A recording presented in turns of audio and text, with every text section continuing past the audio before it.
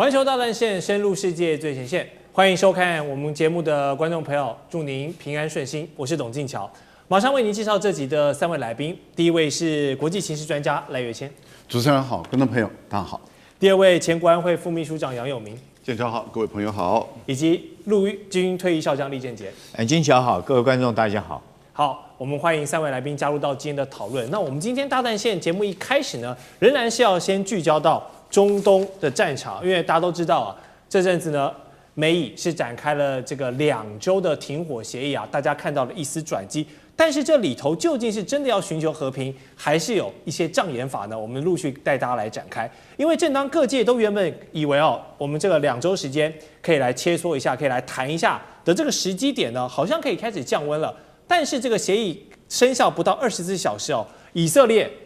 沒有不甩這個停火協議，它是持續的發動大規模的空襲，而且是對黎巴嫩哦。目前我們看到傳說的消息是，不只對首都貝魯特，包括了卡貝谷地到南部的領土等等，是連轟了100個地點，也造成了這個250人的犧牲，而且這個犧牲的人數不一定都是真主黨或者是軍事人員哦，很多都是平民老百姓，所以這個背後呢，也是有蠻多這個正義性的問題哦，包含醫療機構啦。黎巴嫩現在真的都被打到無法使用，感覺就是一個人間煉土、一個煉獄的感覺。好，納坦雅胡他怎麼說？他說黎巴嫩因為不在這次的停火範圍內，所以以軍是不打算鬆手的。他說以色列軍隊的手指頭呢是始終扣在扳機上的，意思就是隨時可能會重返戰鬥。所以美以停火，但是以色列態度這麼持續強烈，也讓川普的態度也必須要跟着強硬起來。他剛才呢就說了這個持續警告，如果伊朗膽敢破壞協議的話呢，將會面對美國這個即將發動一場前所規模沒有看過這樣如此大規模的展開。如果伊朗敢違約的話，可能就在後面等着他們，感覺就是要幫腔納坦雅胡。所以我們看到前段時間美軍已經是明顯想要讓這個事態降溫了，因為現在美國國內已經為這件事情燒成一團亂，但川普也想找個台階好終結戰爭，但是以色列這個小老弟不讓老大哥離開，持續的搞事，持續的對黎巴嫩真主黨甚至是伊朗的一些勢力來發動進攻，所以感覺他現在是一個這個彈劾的破壞者，不把整個什葉派的極端勢力給鏟除，感覺以色列是睡不着覺的，絕不罷休。所以我們現在感覺是川普他能夠約束到納坦雅胡嗎？究竟這個停火是美國說了算還是以色列說了算？感覺角色已經有點對調了。那麼以色列會不會成為美國現在戰略風險最高的一個不確定性的一個棋子呢？還有讓川普的民調害群之馬就是納坦雅胡，要不要背這個鍋？來，教授。川普有要約束內塔尼亞胡嗎？我的觀察是沒有要約束內塔尼亞胡。因為川普他想達成跟伊朗的協議，他還是需要以色列同意、以色列支持，他達成跟伊朗的戰火協議。對。對於川普來講，他搞的是兩面手法，他跟伊朗說，這是我跟你之間的停火，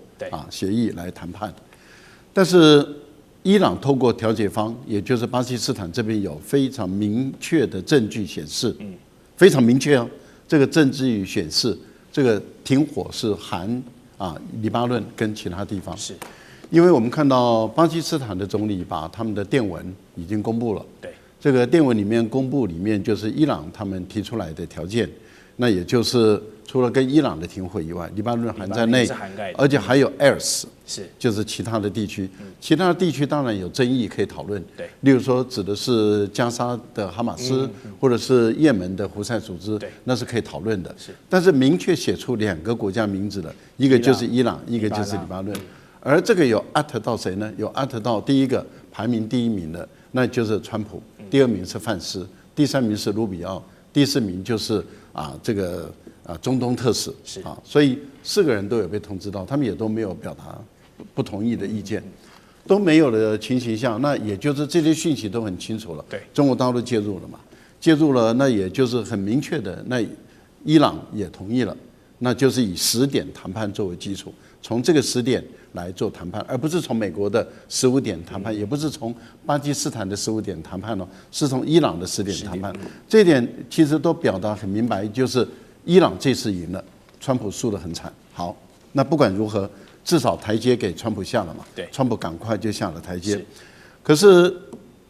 內塔尼亞胡在國內面對一個最大的質疑聲，這個質疑聲是什麼呢？也就是他的反對黨認為說，這是美國跟以色列聯合的對於伊朗的戰爭。那現在美國跟伊朗已經在進入停火的談判了，而這個停火談判是含及以色列在內了。以色列是不是被棄權了？也就是被摒除在談判之門之外了。那這樣的話，內塔尼亞胡要為這一次的戰爭負起政治責任來。對於內塔尼亞胡來說的話，我們有戰果。第二個就是我們沒有說停止對於黎巴嫩的攻擊，所以他馬上就做動作了。對，那馬上就做動作对黎巴嫩進行攻擊的時候，這是經過川普的首肯。至少川普，我想他可能回答說 "up to you" 吧。就是說，那你要我對伊朗停止攻擊，那我对黎巴嫩要进行攻擊，可能川普就說那就隨你便吧，請便吧，請自便。那對於黎巴嫩來講的話，那當然就是炮火猛烈，不是对以色列來講，打這個黎巴嫩就炮火猛烈了。好，現在的情況對伊朗來講，他面對一個選擇，為什麼？因為伊朗出不出手？伊朗如果不出手，去幫這個黎巴嫩打這個以色列的話，那伊朗未來在這兩個，一個真主黨，一個就是胡塞組織，還有哈馬斯，他的領導力怎麼建立起來？特別是現在是小哈美內伊哦，小哈美內伊在3月31號，他講得很明白，就是要真主黨跟胡塞組織介入對以色列的戰爭。所以4月1號的時候，這3個地方同時對以色列進行猛烈的攻擊，這代表什麼？小哈美內伊的影響力，他的命令給予這2個國家跟地區嘛。好，現在的情況就是，如果黎巴嫩挨打了，而伊朗並沒有攻擊這個以色列的話，那伊朗怎麼向真主黨交代？這是第一個問題。好，可是如果伊朗攻擊了這個以色列的話，那美國怎麼辦？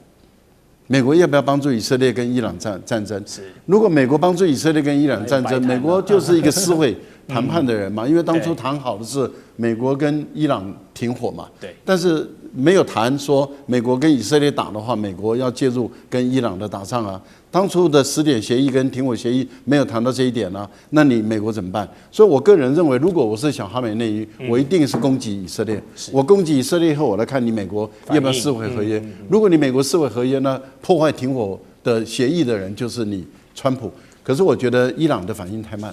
伊朗反應慢，所以才讓川普又有空間在威脅了嘛。說如果你怎麼樣，那我就對你們怎麼樣。那這個就是因為伊朗的反應不夠快。伊朗反應如果夠快的話，今天就讓你川普的嘴巴開不了口，因為你怎麼辦？挑戰你美以了，不是美以之間的關係。是。好，沒錯，這個以色列因為現在仗着自己在這個合約的排除之外呢，他可以持續感覺好像川普給了他一個綠燈，繼續對黎巴嫩愛怎麼打就怎麼打，也是成為現在這個2週裡面最大的一個變數。我們繼續來看，弔詭的是呢，就連美國自家人副總統范斯，他都認為這個協議其實是一個非常脆弱的停火。那軍方的高層凱恩也警告，這停火只是暫時終止的，美軍也是隨時可能重新再戰。那另一方面，伊朗也提及了，如果這個協議隨時破局的話呢，他們的武裝部隊一樣，跟你剛才納坦雅胡講的一樣，我們的軍人這個手呢還是扣在扳機上，隨時可以跟你來拼個輸贏的感覺。好，大家都還不願意徹底放下武器，可見現在停火背後呢還是有很多的爾虞我詐，畢竟這是戰爭嘛，兵不厭詐。那此刻川普呢怎麼辦？他又丟出了他最愛的關稅牌。他說，威脅要對所有援助伊朗武器的國家呢加徵50%的關稅，那想用經濟手段來封鎖現在伊朗的軍事補給。我想問李將軍，你認為美以雙方這個短暫停火能夠維持多久？好，如果這真的只是一個短暫的停火，大家一個緩兵之計，那挺伊朗的中國跟俄羅斯呢，他們會怕這樣的50%的關稅而縮手嗎？那如果真的這陣子這個協議破局了，伊朗獲得這個短暫的空間，你覺得這段時間他們最該補的武器跟軍需品是什麼？首先我認為中國在這場戰爭裡面，這40天，我們看到伊朗所使用武器沒有一樣是中國提供的武器，所以我認為中國並沒有提供武器給伊朗了。那之後來講也不會再提供武器給伊朗，因為中國現在很明顯的是站在一個這種客觀的公道伯的立場，在做調停。如果他本人是調停的角色，如果這時候他去提供武器給伊朗，這個破壞了自己這個扮演的這個角色，我想對以後他要扮演這公道伯，那反而更不可行哦。可是俄羅斯就很難講了哈，俄羅斯有沒有提供武器，我們現在不得而知，因為伊朗之前有很多的武器確實是俄羅斯所提供的，包括 S-300啊。那如果說伊朗利用這段時間會補充什麼武器，我認為時間上面他就算想補充可能這個時間上面也很短暫。對。可是我們看得出來，伊朗現在所欠缺的武器，最主要是制空的武器，它所欠缺的。那短程的，他這次能夠擊落這個美軍的，不管是 F-15E 或者是所謂 A-10攻擊機，大概都是用按照川普自己的說法，是這個肩射型的防空導彈。那射程大概都是這個5公里左右，射高頂多了不起也就是6公里。那主要是美軍自己採取低空，有一點輕敵，飛得太低，所以才會遭這種肩射型武器擊落。那如果說這段時間伊朗有機會會有這個可以補充武器，我認為他現在最欠缺的反而是制空的武器。他可能沒有空軍的飛機，可是他是不是可以利用這機會跟俄羅斯那邊獲得俄羅斯所提供的 S-300等等這款武器？我覺得這是他最需要的。那之所以這場在目前停戰的這個結果會多少？我認為停戰時間不會多久別人可能認為是停戰，但是我認為這時候雙方正在裝彈夾的時候，這個就像是作戰的時候，你這個子彈打光了，一個彈夾子彈打光，你要重新裝填彈夾。是，那這個時間是不是這個時候，尤其是說美國的可能性更高？我舉個例子來講譬如說美國，我們知道他對這個伊朗所發射的攻擊型的導彈，大部分都是戰斧型巡弋導彈或者 JASSM 這2款是這個攻擊型的導彈。那防禦型的大概愛國者3或薩德屬於防禦型。那攻擊型的導彈你知道嗎？美國打了這一次到目前為止打了850發。那這種導彈戰斧巡弋導彈一定是從船上面發射的嘛，或者是潛艦上面發射。那發射完以後，這個船要回到港口才能夠再重新再裝填。你不是說我隨時從陸地就可以發射。所以這段時間是不是美國的艦艇的這個戰斧已經發射光了？它必須要靠港重新再裝填。那另外第二個，我們看到這個 JASSM 也是一樣它這個空射型導彈現在它整個庫存大概只剩下450枚左右從戰前的2000枚到現在450枚，可見的美國已經不足了。那按照媒體的說法，它這批導彈最多只能在做17架次的攻擊，所以說我認為美國這個極可能在這段時間是在做彈藥的補充。等它補充完以後布希號也到達戰場之後，可能這場戰爭又會重啟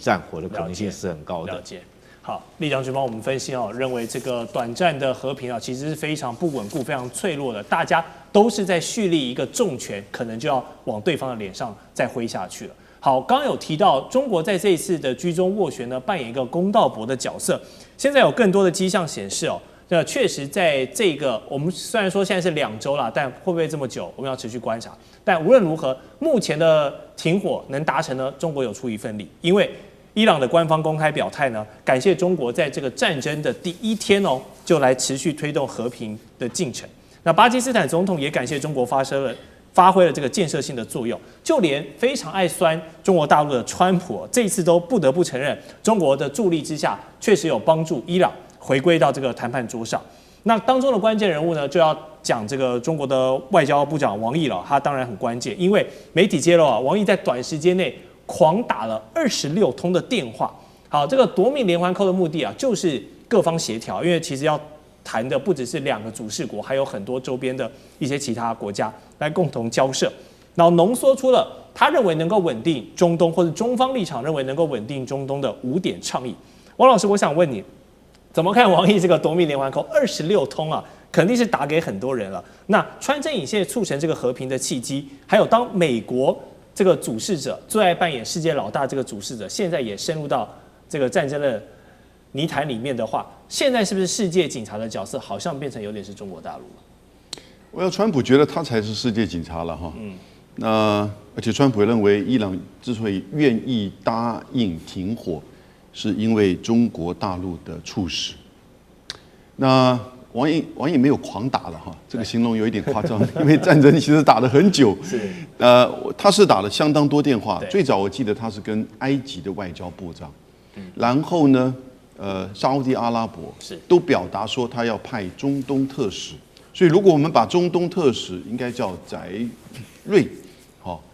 那在這個穿梭以及他打電話加進去的話，那可能就不止26通了。那王毅後來最重要的關鍵，他也和伊朗的外交部長通了電話。那這個已經到了後面3月底的時候，最重要的是，當巴基斯坦、埃及跟土耳其開始3國在做穿梭外交的時候呢，他和巴基斯坦聯繫，然後呢公布了一個公開的5點這個倡議。那這個5點倡議呢，我們現在看基本上就是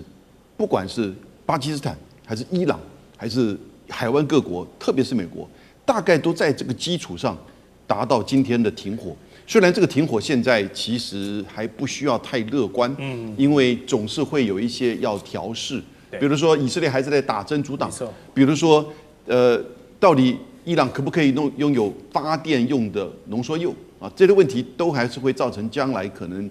無法真正的和談，而且和談怎麼進行？面對面還是在透過巴基斯坦穿梭外交？但是呢，我剛剛講這5點，哪幾5點呢？第一個他說立即停止敵對行動，那就是停火嘛。對哦。第二個，盡快開啟和談。這和談我說不一定面對面呢，透過巴基斯坦，現在已經開始，雙方的10點5點都已經透過巴基斯坦。第二點，確保非軍事目標安全啊，這個很重要，你不可以摧毀一個文明啊。到底是伊朗文明會被摧毀，還是美國霸權文明會被消滅衰退呢？所以當川普講摧毀一個文明的時候，這個就很緊張，大家都在責怪。所以你不可以去針對非軍事目標，也就是針對所謂能源的這些攻擊，確保航道安全，那這個很確定的。第5個，確保聯合國憲章的首要地位，那就是基本的國際秩序跟國際法的架構。那後來在聯合國的時候呢，巴林想要通過一個法案，說用軍事的方式來去維護荷爾木茲海峽的通航，結果被中國大陸跟俄羅斯聯手給否決掉。因此呢，就表示凸顯這個東西。所以我覺得這一次中國大陸在背後的這個整個外交的穿梭才是真正的關鍵。你甚至可以看到後面的時候呢，基本上其實是美國跟中國在做外交上的拉鋸，以及在中國大陸透過他的表達之後，對於巴基斯坦跟伊朗能夠去參與到和談的一個支持。是。好，謝謝楊老師的分析哦。那節目待會回來，我們要繼續討論剛才提到很重要的，各方都很關注的荷姆茲海峽的安全通行與否，當然很重要，但是錢也很重要。現在美國憑什麼跳出來想跟伊朗做這個通行費的分賬呢？還有石油人民幣、電力人民幣的能源布局，在中東戰爭這場契機之下，能夠找到生長的土壤嗎？我們待會回來告訴你。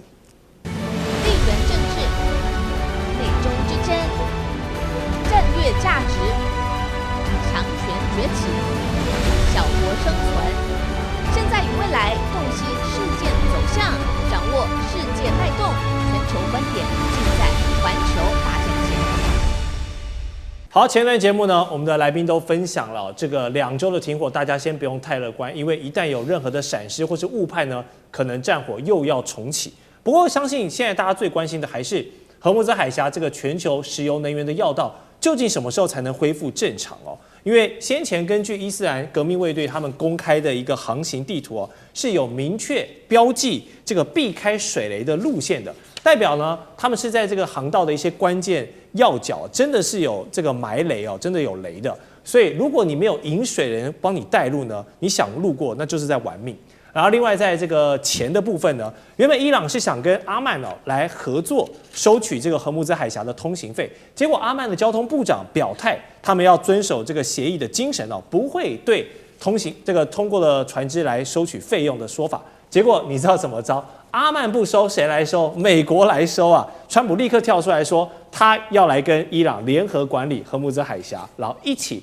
來收取這個通行費，一起有錢賺，大家一起發大財。龐大這個利益，大家一起來瓜分，你能想象嗎？這2個勢力前幾天才在互轟，然後現在又想來一起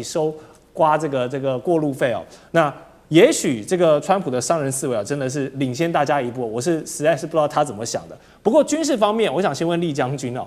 伊朗對於海峽的控制，我們看到已經不只是象徵性的說我要封鎖，而是真的有布置這個水雷，包括他們的無人機。他們的反艦飛彈、自殺小艇、岸基打擊系統等等的武力威脅。所以如果沒有伊朗的引水人要來領航的話，大家想要過這條航道，是不是真的是難如登天？我想你這句話非常重要哈，伊朗又再次全面封鎖荷姆茲海峽，那昨天才說要開放，今天又再次封鎖哈，所以現在目前我們在這個節目播出的同時，荷姆茲海峽還是牢牢的掌控在伊朗的手上，是沒有辦法通行。那為什麼伊朗又再次封鎖荷姆茲海峽？很明顯，伊朗講的理由就是說，以色列又對黎巴嫩真主黨又發動攻擊哈。那伊朗認為說是黎巴嫩真主黨是在這個所謂的停戰的協議的條件之一，但是以色列去打黎巴嫩真主黨的話哈，他就要再一次封鎖荷姆茲海峽。那從這個關係我們就可以知道，我認為伊朗跟黎巴嫩真主黨兩個是唇齒相依了。對，如果沒有了伊朗哈，這個黎巴嫩真主黨可能也會被殲滅。但如果說沒有黎巴嫩真主黨哈，伊朗就少了一隻牙齒哈。所以在這種狀況下，彼此之間是絕對唇齒相依。可是我們很明顯看得出來，這次以色列納坦雅胡哈，雖然說他口頭上面這個答應美國說停火，可是事實上在川普第一時間說要這個停火2週的時候，這以色列的反應是2句話哈。第一句說感到非常的憂慮，第二個是非常的驚訝。可見呢，川普當時要停火，並沒有跟以色列商量過。那如果說是美國自己抽腿走了，剩下單獨以色列，以色列一定認為說是這個，不管是黎巴嫩真主黨啊，或者是伊朗，會加大對他的打擊。因為這次說停火，伊朗並沒有也沒有把以色列包括在裡面哈，純粹他只是跟美國兩者之間的事情。所以說，以色列当然也看準這個時機，要把美國重新再拖回戰場上。他想要把美國拖回戰場上，唯一的一個最好的方法就是對黎巴嫩真主黨加大打擊。那一加大打擊，伊朗一定會再動手。伊朗一再動手的話，那這場戰爭川普又就要被拖回來。所以我認為這很明顯的哈，這場戰爭打到現在，絕對不是川普一個人。你可以說是要開戰你就開戰，但你也不是說你一個人想要停戰就停戰。現在你雖然說想要停戰，可是我們看得出來，以色列不肯停的話，你也停不了。那之所以伊朗可以封鎖荷姆茲海峽的手段，我覺得很多了。從開戰到現在整整40天了，40天過去，我們看到這個本來美國跟以色列的這種戰略構想，從推翻這個伊朗的這種神教政權，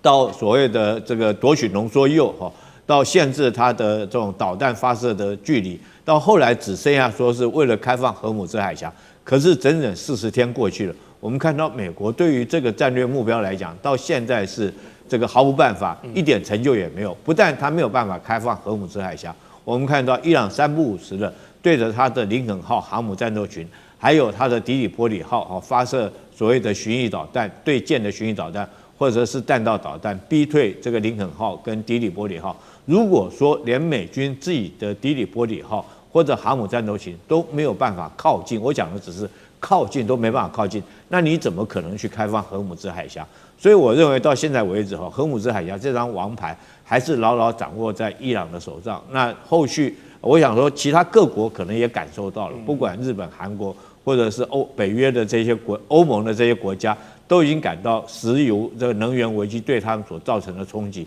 所以我想後續來講的話，難怪包括法國總統還有日本。那目前來講，都希望彼此私底下跟伊朗溝通能夠盡快獲得能夠通行荷姆茲海峽，能夠將這個能源運出來。所以我覺得這把川普可以很明顯的到現在為止，他還是進退維谷是這個不管是打或者是談，對他來講都陷於兩難。是，好，中東的局勢確實變化是非常快速，跟很多大家意想不到的發展。美國在戰場上都未必是全權掌控局勢了，經濟上卻是不落人後呢，搶着要收割成果。因為在阿曼拒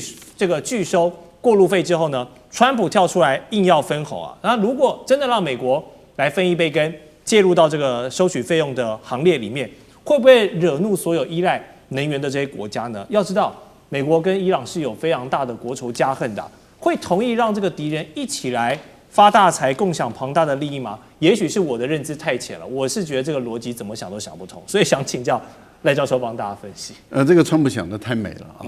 怎麼可能呢？啊，那難道以後就是美國跟美國的陸軍啊，美國的軍隊好了，然後跟這個革命衛隊2個人就站在这個海峽這邊，然後呢，船只過來以後就開始收費了。收費以後呢，旁邊有個財務官，他在那邊做賬。做完賬以後呢，最後等到要交班了，例如說5點鐘要換班了，然後我們要做個小結嘛，看看我們收了多少錢。然後呢，財務官再來開始做賬以後，後面再來稽查員美國派一個這個伊朗派一個2個人這邊見證的情形下，雙方簽字說好，到我這邊收了多少錢，然後你分多少，我分多少，然後我們一起下班了5點了，那我們去旁邊的酒店喝杯小酒吧，有可能嗎？笑死人嘛，從來不可能的事情嘛。所以川普講的這種是鬼話，是不要把它當這一回事，這是一個笑話啊。他做的夢做的美，但是我們話說回來，伊朗從來沒有一個字，從頭到尾到現在沒有一個字說開放赫爾木茲海峽，一個字都沒說過，他只說是控制性的通行，他用的都是管理控制性的通行。是誰管理誰控制都在伊朗手中，他從來沒有說開放赫爾木茲海峽。是講這句話的是誰？是川普啊，胡說八道。為什麼？因為你川普說，哎呦，赫爾木茲海峽開放了，對，伊朗說我從來沒有說過啊。第二個，那請問赫爾木茲海峽控制在誰手中？在我手中啊，那是我說了算還是你說了算？更何況赫爾木茲海峽，它基本上對伊朗來講，今天能夠把美國逼到談判桌，美國逼到彈劾的，就是因為封控這個赫爾木茲海峽。全世界的油價高漲啊，而且油可能都運不出去，會造成比2次的石油危機更嚴重的石油危機。那這樣的情形，全世界受不了，美國受不了，美國盟友也受不了，大家都受不了的情形下，只有能夠從這個地方拿到油的国家，像中國大陸等等的，他們當然就形成更有強大的競爭優勢地位。這個對於美國來說的話，怎麼可能讓這個事情發生？那既然不行的話，那該怎麼辦？所以美國才必須要妥協的。它具有非常高度的戰略槓桿的作用。所以小哈梅內伊給了伊朗的人的一封信，講得很明白。第一個就是要繼續抗戰到底，第二個就是控制赫爾木茲海峽，這是戰略槓桿，絕對要牢牢的掌握在手中，不能放掉。你想，最高領導人放了這個訊息，怎麼可能說這個伊朗還跟你分錢？然後這個是想得美，而且還怎麼可能把你這個作為談判的要件都想得太美？我個人認為，赫爾木茲海峽什麼時候打通，完全開放不收錢，戰爭結束，美國撤出中東，這個時候就不會再收錢了。因為戰爭結束，美國軍隊撤出中東，如果今天伊朗再收錢，連中國大陸跟俄羅斯都會跳下來說，這個是違反國際法的。所以我認為伊朗在那個時候就不會再收錢。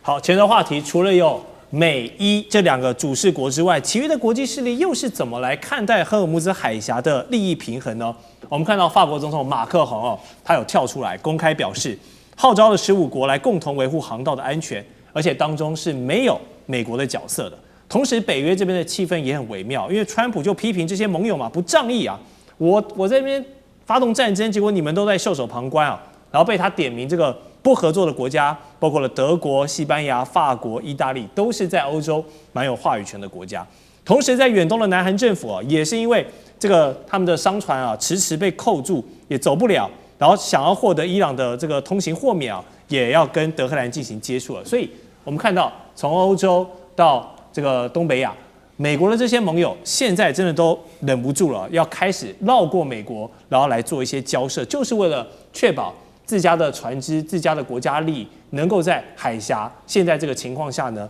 能夠獲得一些保障了。那美國過往是這個全球的老大，這個一呼百應的情況下，到現在大家都要繞過你去談事情了。美國的霸權跟國際規則是不是有點被川普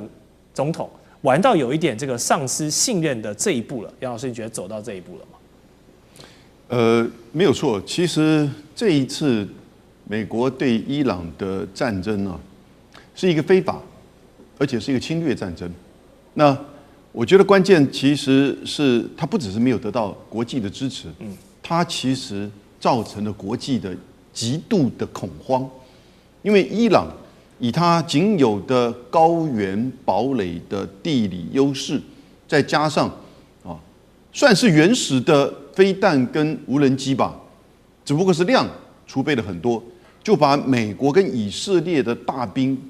給打得招架不住。而美國呢，面對伊朗那種玉石俱焚，也就是你打我地面戰爭或者是能源設施，我就破壞你整個海灣地區的能源設施，它會造成國際油價跟國際經濟的崩盤。美國沒有辦法負擔這樣子的一個代價，全世界所有的國家也都面臨這樣一個問題。所以到後來，美國的軍事層面也呈現出這種就是它嚴重的問題，不只是在這個所謂的領導指揮，它也在你看的軍事層面，那個 F-15E 的飛行員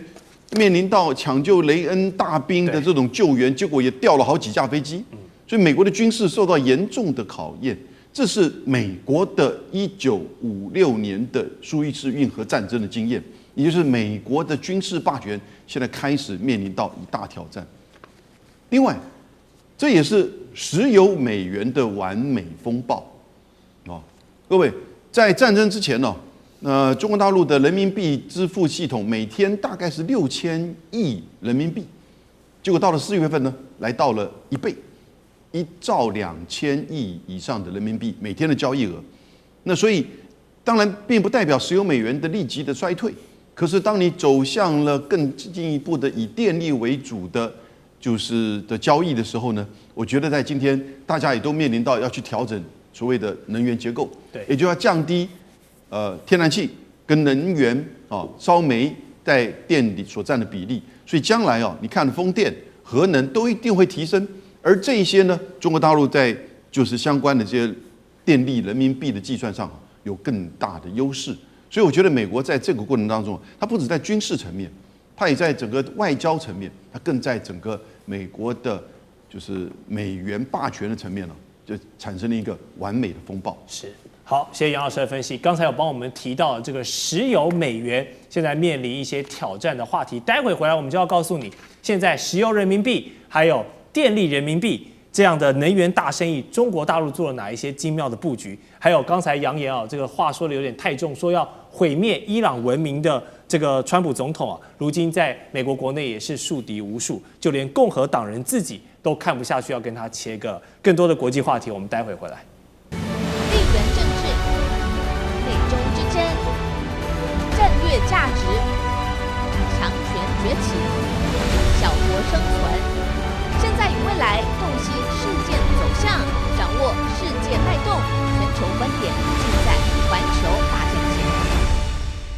好，再回到環球大戰線的節目現場，觀眾朋友有沒有想過一個問題？為什麼如今我們買這個石油呢，都是要普遍使用美元來結算？其實這個歸根究底要追溯到1974年，因為當時美國跟沙烏地阿拉伯呢簽署了一個這個你保我安全，我用你美元的這個世紀合約。那麼這套運作了50年的石油美元體系，到了如今2026年它依舊是這個全球經濟的底層規則。但是最近這幾年，我們看到有一個新的挑戰者開始冒出頭來，是誰？就是中國大陸的人民幣。尤其在這一次的中東戰爭發生了很多這個變數之外包括了沙烏地阿拉伯、伊朗、日本、韓國的石油結算裡面，我們都看到人民幣的出現頻率就像開了外掛一樣，有一個顯著的提升。數據就顯示呢，自從3月份以來呢，這個中東與中國大陸的原油人民幣結算的比例是大幅提升到41%了，也讓人民幣是首次超越了歐元，成為第2大的結算貨幣。那美元一直以來都是霸主，但是因為人民幣往上升，排擠到它的空間，所以它現在也是占比跌掉了55%以下。這就看到一些警訊了。這套維持半個世紀的美元霸權，會因為這次美國對伊朗一頓胖揍之後呢，導致這個體系出現裂縫嗎？另外就是連日本、韓國這些美國在遠東的堅定盟友，因為買了很多的中東石油，現在受到了限制，都不得不用人民幣來做一些結算，來換取我可以先拿到貨，比我用什麼代幣來付更重要。這是不是顯示這個現在用人民幣來結算，不只是一個避險的本能，而是背後有更多的戰略考量？先請教賴教授。我覺得這樣子想是想太快了未來的趨勢會有這樣的一個發展的可能性，但是以現在來就這樣來做決斷，發展的太快了。我們來看看美元為什麼會成為世界霸權，它有幾個因素。第一個就是戰後的時候的馬歇爾計劃。對，馬歇爾計劃的歐洲版後來到亞洲版的時候，那我們看到的美元已經在歐洲跟在亞洲裡面通行了，這是一個很重大的基礎。是。第二個基礎就是戰後美國成為，因為美國是一個唯一沒有飽受戰火蹂躪的國家。對。歐洲跟亞洲都是經過戰火蹂躪，美國沒有，所以美國的生產製造業，它當時幾乎是可以滿足或是供應全世界很大一部分的需要。包括歐洲他們所需要的恢復生機的這些生產工具機等等，都是美國在供應，包括航海、航空等等的，都是美國這邊大量的，還有包括汽車工業，那麼這些都是美國在供應。那美國本身也是一個消費大國，所以它是輸出跟消費都進來的兩個大國的兩大的情形下，馬歇爾計劃再加上美國的工業生產製造能力跟它的消費能力，還有最後才是石油疊加進來。因為美國在過去的時候，在1975年，就是頁岩油技術突破之前，美国的石油是不出口的。他給自己用做战備儲油，所以美國的石油它都是從國外進口的。那主要都是從中東跟其他的地方來进口。那因此，美国是全世界的石油的最大的消費國，不是中国大陸哦，是美國是全世界最大的石油的消費國，也是进口國。那在这個情形下，當美元跟石油掛鈎的時候，美元就因為石油的關係，很快的再加上馬歇爾計劃，再加上美國的製造業跟消費市場，就推上美國的霸權地位了。那你想想看，現在的情形，如果中國大陸要取代美國成為人民幣的霸權的話，中國大陸已經有這麼一個基礎跟能力，但是取代不可能。那是未來的趨勢，而且是漫長的未來。但是它的成長跟佔比越來越高是有可能的，而且已經在發生了。我舉一個簡單的例子來說，美國到現在目前它的能源的生產、製造、消費還是在全世界排名第一，它佔全世界20%。是。那中東地區所有的國家加起來，也不過就佔20%，而這20%中，有41%是用人民幣來做支付。那如果以這個能源的支付體系來說的話，那人民幣佔比事實上是有限的，因為美國它是用的是美元。对。然後美國跟中國的消費也是會用美元，美國跟其他各國，我只講石油的消費也都會用美元。好，那加拿大未來跟中國的這個石油的消費，要不就是用本幣來交易，那也就是減少美元的交易量，增加人民幣。可是我們看到現在的情況是，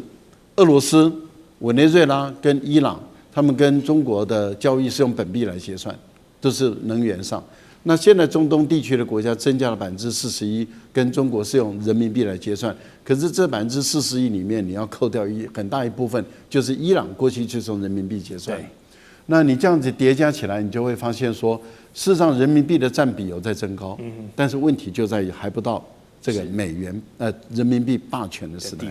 好，謝謝賴教授的分析。確實，因為美國在早期有這個時空背景的情況下，在石油這個能源是搶得了先機。確實，現在人民幣就算崛起了，但是要動搖到它的這個霸主地位呢，還要一段時間。不過我們說，在新能源這個布局，或許人民幣有占得先機的機會。現在有一個新的詞，就是電力人民幣。所以又是油又是電，我們就知道中國在能源的超前部署是做了很多的功夫的。好，它背後的商業邏輯也是非常簡單粗暴，因為大家都知道 AI 就是未來的重點，未來的競爭本質。那 AI 的本質也就是算力，算力的盡頭就是電力，所以你怎麼樣都離不開電。那中國大陸憑借它現在擁有最強的這個基礎設施跟電力系統，它正試圖把能源、世界的這個現實資產，還有區塊鏈來鑄造這個穩定幣，這樣一整橋的這個價值鏈串在一起。我說白話就是未來呢，我要跟你買1度電，我可以用一個 token， 就是可能是它發行的一個代幣來做支付，我可以把這個東西量化，然後變成一個可以交易的方式。好，這不是喊我要去美元，就只是口號而已，而是也不是說我要發一個幣來這個割韭菜，你要買我的幣，你才能買我的電。這背後是有一個非常強大的商業邏輯的，是要結合中國在電力上面的優勢，還有他們在工程上的優勢，沉澱下來，成為這個金融基礎的一個務實做法。好，雖然這套系統有望來實現中國的金融彎道超車的一個絕招。但同樣，它也有面臨蠻多考驗的，包括你各國的金融監管是不是一個問題，還有相容性等等也都是考驗。但是楊老師，你怎麼看電力人民幣這樣一個新穎的概念？其實它沒有錯，這是今年才出現的一個概念。在大陸兩會當中，應該是一位學者，叫寇剛，他提出來的。但是呢，這種現象是老早在2023年甚至更早之前呢就出現過。什麼叫電力人民幣啊？也就是跨境電力交易以人民幣來結算的一套系統，所以叫電力人民幣。那跟美元這個石油美元就不一樣，因為它牽扯到的是電力的交易、電廠設備，還有呢電廠的整體電廠或者是電廠設備或其他相關跟電有關，然後呢使用人民幣。然後在2023年的時候呢，大陸的一個企業在"一帶一路"的這整個計劃當中，幫烏茲別克做了一個就是電廠啊，500兆瓦的風電，它用人民幣交易。所以後来就慢慢的擴充到很多的"一帶一路"計劃，中國大陸在風電在就是太陽能、光伏能，以及在其他的甚至水力、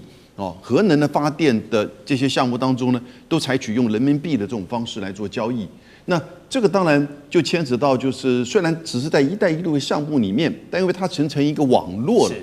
了，而且慢慢的也造成這些國家在改變它的電力結構，不再就是100%依賴天然氣啊、煤啊或者是石油來做發電，那比例上越來越高，加上這一次這個美國跟伊朗這個戰爭，更讓各國感受到，也就是要增加這方面，而這方面的技術最好的是來自於中國大陸，尤其是對全球南方國家。所以這個電力人民幣他們有一個統計，大概到2030年的時候呢，中国大陸的電力人民幣的這個預計可以達到5000億。人民幣的這個規模，然後呢，大概到了2035年呢，全世界8%到10%的電力的貿易是用人民幣來做計價，所以你就看到這個電力人民幣它的影響跟它的重要。那如果以全球的規模來看的話呢，它的的確確就一句話，電力就代表的是國力了。確實，這個電力就是未來新世界的石油，所以現在電力人民幣這個布局我們可以持續觀察。好。美伊這次的2週停火正面發展，我們當然途中有這個中國在施力，也有巴基斯坦在斡旋協調的結果獲得了國際的一片好評，還寫下了一個教科書級別的外交案例。那我們都知道嘛，中巴的關係非常好，有着這個中巴鐵桿的傳統，說他們是鐵桿兄弟這樣的感覺。所以可想而知，巴國許多的建設啦、金融啦、國防啊、軍事啊，都少不了北京在背後撐腰嘛。那現在巴基斯坦他們有一個新的概念也是宣布。要利用香港作為這個離岸人民幣中心的優勢，來強化人民幣的結算跟投資這步棋就下得很妙了，因為用人民幣來深化金融，然後綁定雙邊關係的未來發展。所以李將軍，你怎麼來看這套模式？剛剛我們楊老師有提到"一帶一路"，巴基斯坦跟香港做這樣的一個連結，如果真的成功的話，是不是可以未來在"一帶一路"更多的重要節點上來copy and paste 複製貼上，用這樣的模式。我們先看這個巴基斯坦跟中國在地緣上面、地緣戰略上面就有不可分的密切關係哈。我們看到在所謂中巴經濟走廊，主要是巴基斯坦南端的瓜達爾港哈，這個從阿曼灣一出來就是瓜達爾港哈，而瓜達爾港就直接可以連接到中國這個西部的新疆，連接在一起。那如果利用這條經濟走廊的話，就可以避開走這個海洋的所謂的這個新加坡哈，這馬六甲海峽哈，甚至避開南海。那第一個路線上面比較近嘛，第二個也可以避免掉美國在這方面封鎖或者是切斷。所以在地緣上面，中巴有兩國密不可分的關係。所以之前两国是在軍事上面合作，後來在經濟上面合作，所以中巴經濟走廊哈，主要是這個。那現在更密切的在金融上面哈，可以採取密切合作。那巴基斯坦到目前為止，我們講的中巴經濟走廊目前已經進入到第2階段，也就是說以企業這個以發展為重心哈。那為什麼要以企業發展為重心？因為如果說他們這個巴基斯坦在香港啊，這利用人民幣的這個優勢來講的話，它可以在這邊巴基斯坦可以在這邊發行這個國債哈，發行國債當然有助於新加坡巴基斯坦自己國內的建設。对。那第二個來講的話哦，就企業來講，它可以在這邊這個經營它所謂以人民幣計價的這種相關的金融產品，可以做這種產品，當然也可以用人民幣來作為支付的一個工具哈。所以對這個巴基斯坦來講，爾後的發展是非常重要。那為什麼以巴基斯坦這個以後其他中東各國有可能是 copy 的巴基斯坦這套模式呢？因為我們知道中國現在可以說是能源輸入的一個大國，全世界的能源大概16%到20%哈。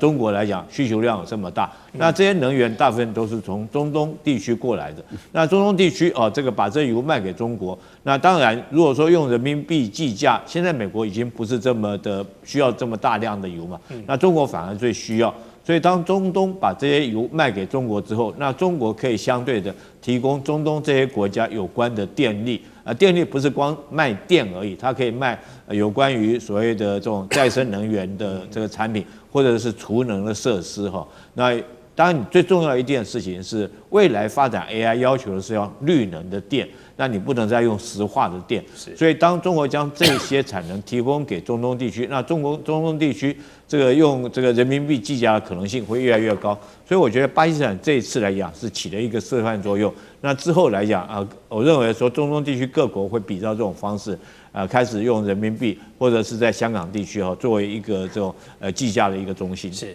好，謝謝李將軍的分析。我們下段最後一段節目回來呢，就是要來看美國期中選舉的風向，如今對川普也是越來越不利了。教宗譴責，共和黨人也要跟他切割。那麼究竟川普總統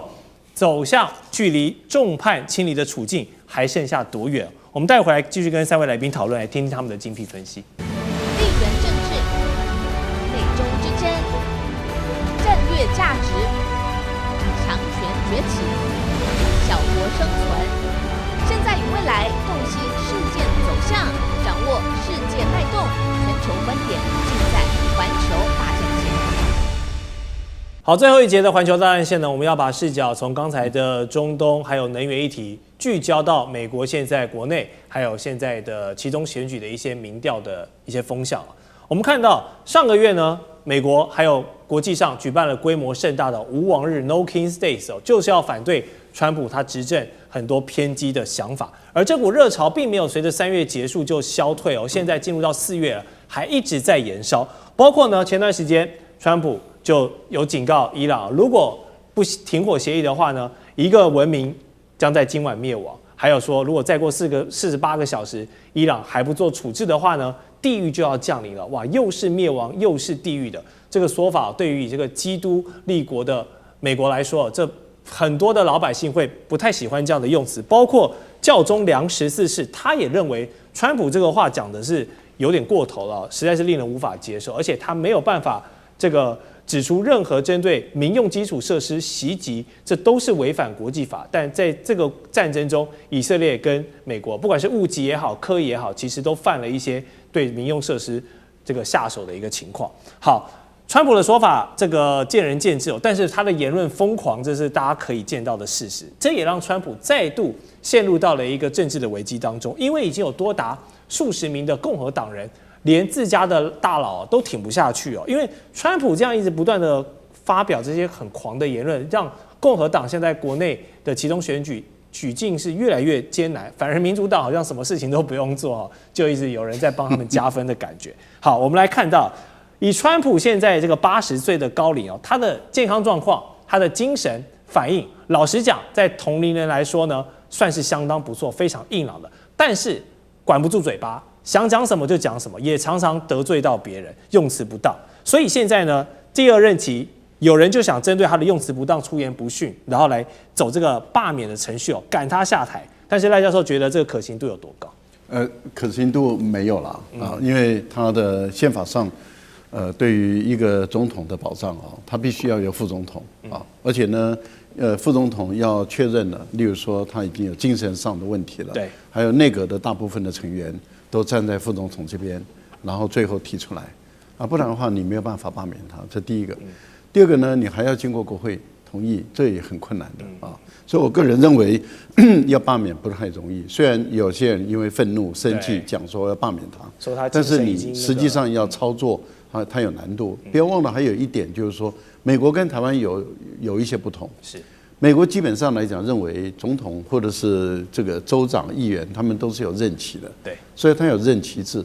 那你任期還沒滿的時候，因為你有任期制，就時間到你自动下台嘛，沒錯。那我怎麼可能在你任內就隨便把你罷免？沒錯。啊，這一點上基本上他們是不太會做這個事。不過還有一點就是，在美國人的認為還是有法律有約束，總統沒有司法豁免權哦。國會議員有言論的豁免權，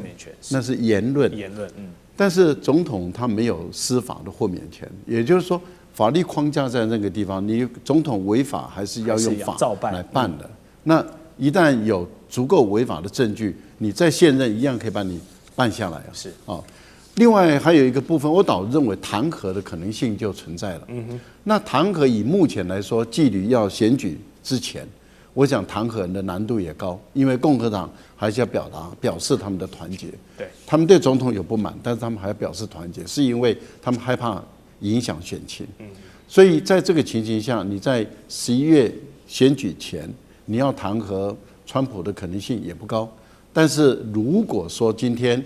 這個共和黨失掉了這個國會的絕對多數的話，那川普後面的任期面對彈劾，我覺得可能性就很高了。是，包括關稅，包括這次發動這個戰爭沒有先經由國會的同意，我覺得這些都會讓川普在後面的2年多的任期，他都要面對彈劾。是，好，包含這次美國對伊朗發動的戰爭其實包含美國民眾甚至是共和黨人都不一定是全部買單的，很多人都認為當中是沒有正當性的。也傳出共和黨現在呢，這個黨內已經傳出私下畫了一條時間線，就是警告川普呢，要根據這個戰爭權利法，就是總統發動軍事行動後的48小時必須要通知國會，如果國會沒有正式宣戰或授權，這場軍事行動不能超過60天。所以我們掐指一算這個60天的底線呢，就是在4月底。如果到時還不能獲得國會的支持呢，來這個授權那川普他不管你打到哪裡，不好意思，你就是要喊卡，全部撤軍回來。好，那這樣的動作不止共和黨議員反對，甚至連川普的鐵桿支持者 MAGA 陣營，我們都聽到了有很多的聲音。我們來點名幾個人包括這個保守派的評論員卡爾森，他就批評川普對伊朗的這個威脅言論，簡直是道德淪喪，甚至是邪惡的。好，另外一位極右翼的陰謀論的名嘴瓊斯，他是說川普年紀大了，可能已經有點失智的風險，講話也是這個不倫不類了，所以要解除他的這個職務。另外，川普的鐵桿支持者保守派的播客主持人歐文斯，他說川普現在的形象已經跟種族滅絕狂人捆綁在一起了。所以3個過往都是非常右翼可能都是這個共和黨潛在支持者的這些人，現在都已經公開表達川普的很多言論，他們都看不下去，要求國會跟軍方出面干預。那我就想問一個問題：如果根據這個戰爭權利法，整場戰爭必須在4月底前結束的話，這會是川普最後的底線嗎？還有，換言之，如果伊朗不管是彈劾也好，繼續拖也好，只要撐過了4月底，是不是代表這場戰爭最後的贏家其實是伊朗？我覺得以美國現在的氛圍這個在就是在4月底，也就是說戰爭打到第60天的時候，美國國會是不太可能会通過他這個戰爭，讓授權川普去發動這場戰爭的，甚至有可能在國會裡面就制止這場戰爭，因為現在美國整個國家的政治氛圍確實是如此，包括到他們自己本身的川普的 MAGA 派還有共和黨都不支持所以我們也看得出來，是不是也因為如此這個川普現在變得非常的焦慮以及不安。原來他預期這場戰爭只是4天就結束，後來延長到4個禮拜，但到現在我們發現已經40天了那美國在這場戰爭之中是無法取勝的。在這種狀況之下，川普可能也自己知道，就算是到4月底，他也沒辦法在這場戰爭之中獲得勝利。那如果因為國會逼迫他必須要退出這場戰爭，那對他不管是個人的政治生涯，或者是對美國的國家形象來講，都是一個毀滅性的摧毀跟打擊哈。那如果說是美國在這場戰爭退出，我想說是這個感到最憂慮以及最不安的反而是以色列。那會不會美國退出之後變成以色列自己要單打獨戰啊？這是這種情形不是說不可能發生的。再來我們看為什麼這40天就是到4月底，川普還沒有辦法獲得這場戰爭，因為我們看到現在為止哈，美國光就一個這種飛行員，他就大費周章哈。這個動用了155架的戰機，然後這個花了那麼大的代價，損毀了好幾架戰機，但是只為了救一個飛行員。那你更遑論說是去打地面作戰。那任何一場戰爭，如果光靠空襲是很難獲得勝利，尤其是這個對付伊朗這種國家。你看他揚言說要空襲，那伊朗就可以動員1400萬個民眾去這個重要的橋梁或民宿